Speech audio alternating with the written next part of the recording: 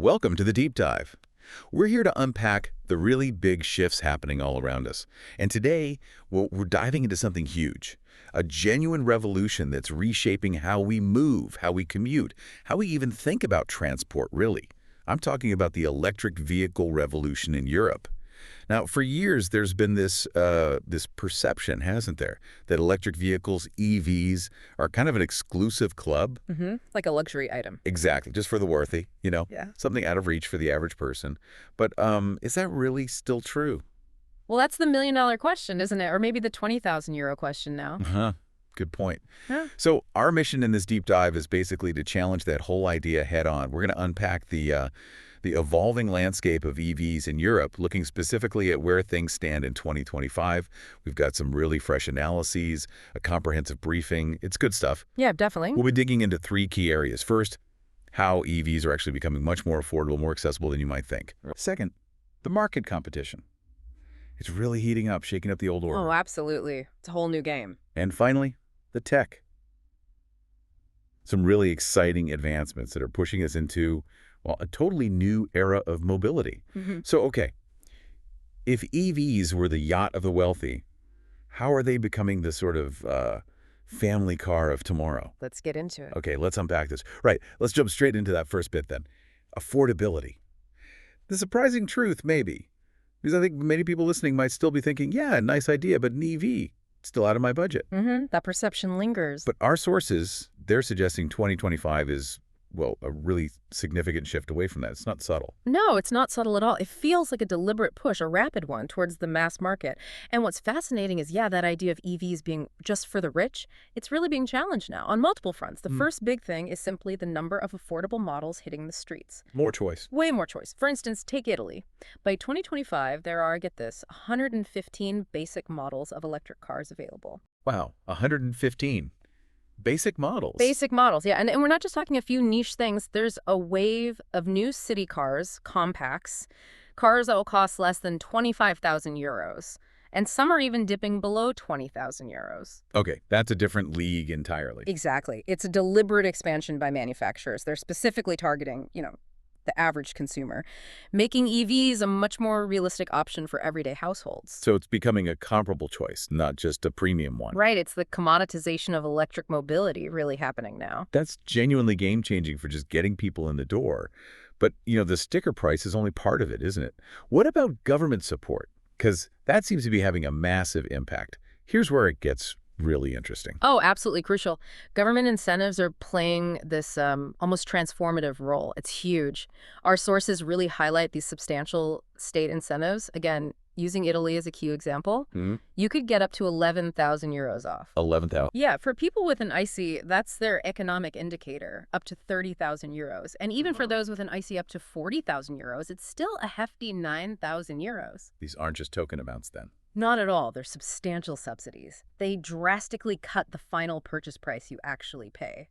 I mean, imagine a car listed at, say, 25,000 euros, effectively costing you 14,000 or 16,000 after those incentives. Right. That suddenly makes it financially possible for so many more families, people who maybe couldn't stretch to the initial outlay otherwise. Precisely.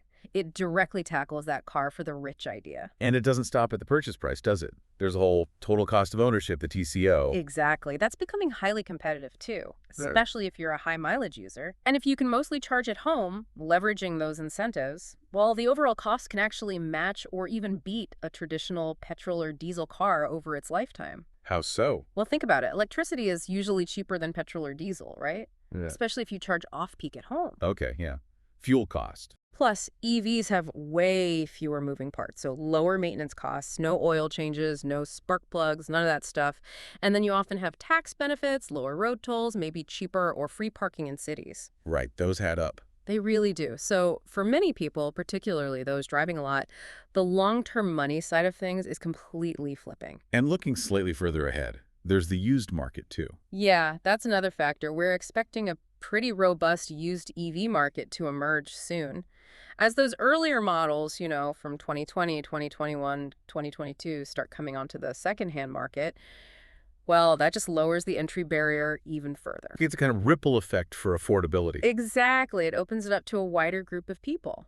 So what does this all mean for, for you listening?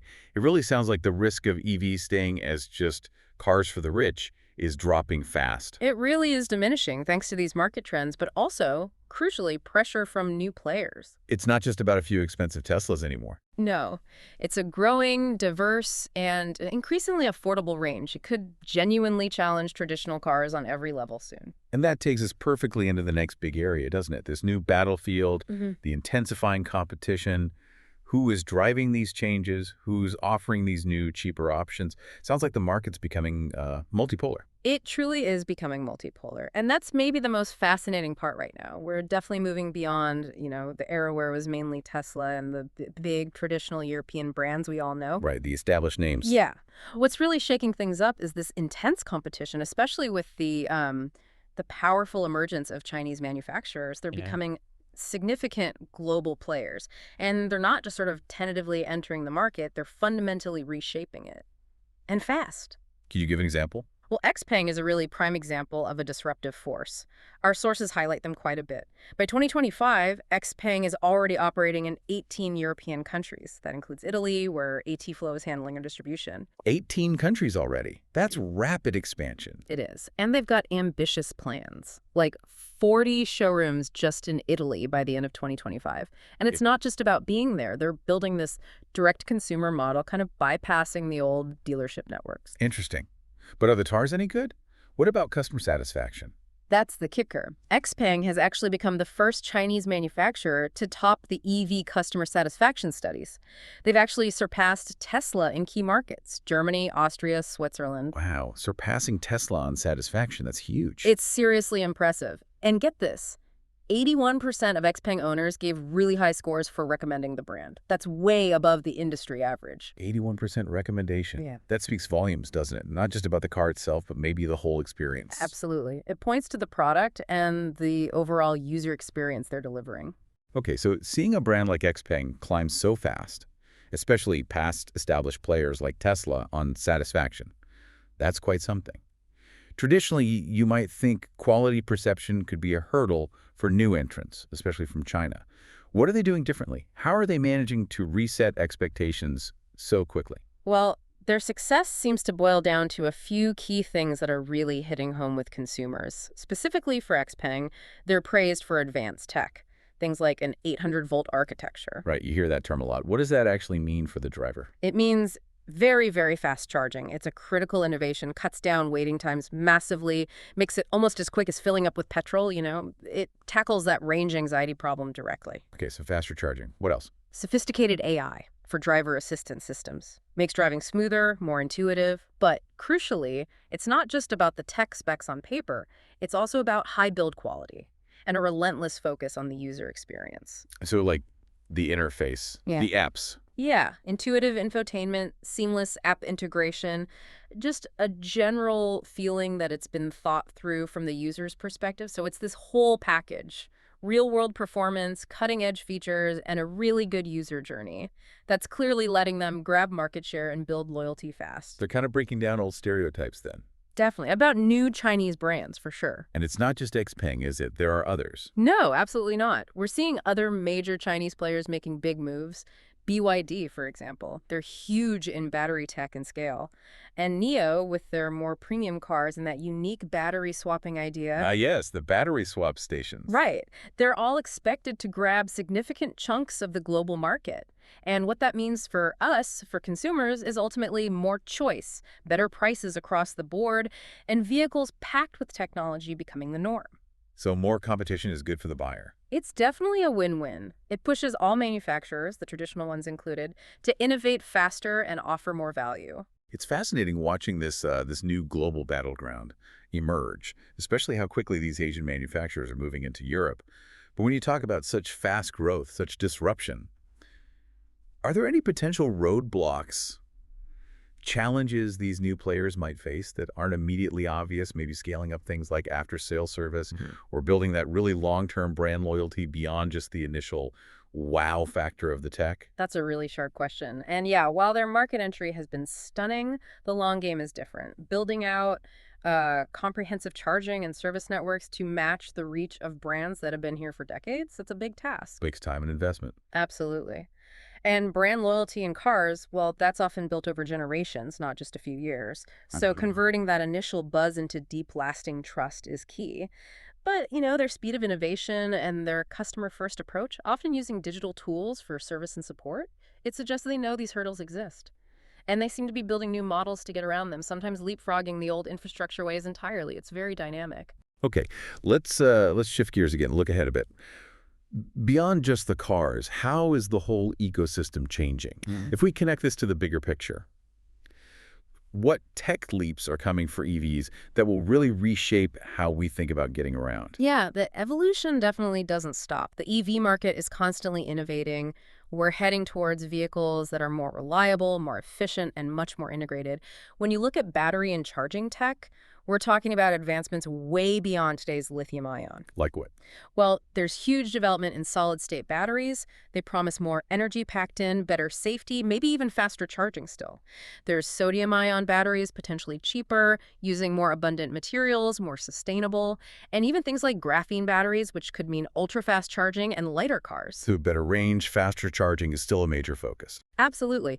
That, plus wider use of those 800-volt systems we mentioned, and just smarter software managing everything, it all leads to vehicles that are more reliable, offer genuinely high real-world ranges, putting that range anxiety finally to bed, and allow for super quick top-ups. These are the things that directly tackle the main consumer worries about EVs, right? Making them even more practical for everyday life. That definitely addresses some big concerns. But this raises an important question, doesn't it, for all of us? What about sustainability? We're talking about building millions of new cars, new batteries. How does that stack up environmentally in the long run? Is it truly a net positive? That's a critical point, and it's a huge focus for the future of EVs, thankfully.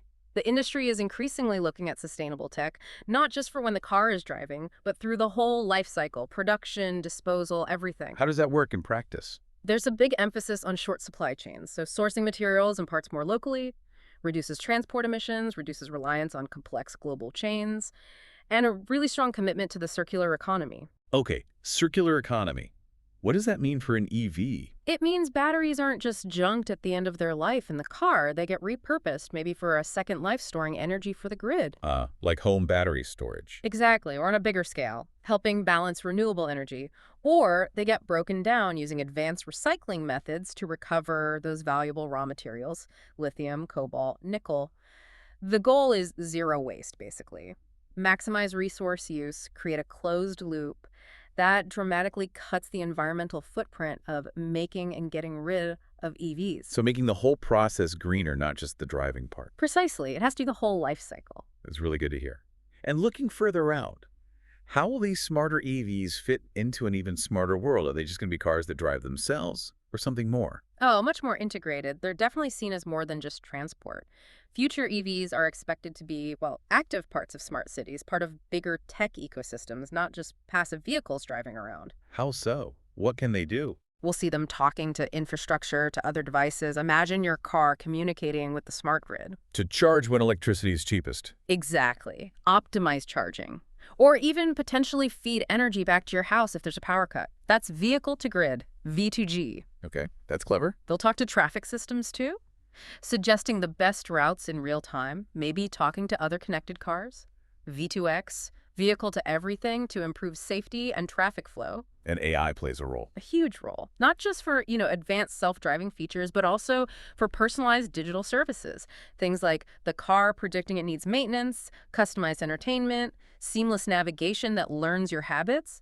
It really points towards this transformation into connected, intelligent mobility. Vehicles as active players in a smart environment. Not just isolated machines anymore. Exactly. And finally then, with all this tech changing, the competition heating up, Yeah. how does the actual business of selling cars change? Is it still just about buying the vehicle, or is that shifting too? Oh, the business models are definitely evolving, moving beyond just selling the metal. It's shifting towards providing complete mobility solutions. Services. Yeah, car companies will increasingly offer connected services bundled with the car, turning the purchase into more of an ongoing relationship. Think about integrated charging deals offered by the manufacturer. Predictive maintenance the car tells you before something breaks.